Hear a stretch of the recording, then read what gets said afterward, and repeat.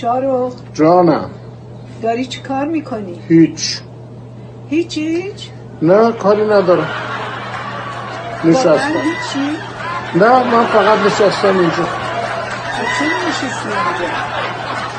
دارم استراحت میکنم، کاری ندارم. ولی بالاخره داری یه کاری میکنی؟ نه عزیزم نشستم، کاری ندارم. پس به چی داری فکر میکنی؟ به هیچی. خیلی خوب، ضرری نداره بری بیرون یه قدمی بزنی. نه نمیخوام. اول بذار من برم الان کاپشنتو بیارم برام. نه نمیخوام مرسی. ولی بیرون خیلی هوا سرده، من کاپشن نمیشه بری. من که بیرون نمیخوام برم، من که بیرون نمیرم. اما تو گفتی میخوای بری بیرون. نه بابا تو میخوای من برم بیرون چیکار کنم؟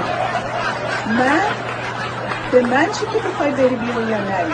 من فقط میگم ضرری نداره بری بیرون یه قدمی بزنی. میدونم قدم زدن ضرری نداره، ولی الان دوست ندارم برم بیرون. بالاخره چی کار میخوای بکنی؟ میخوام بشینم استراحت کنم.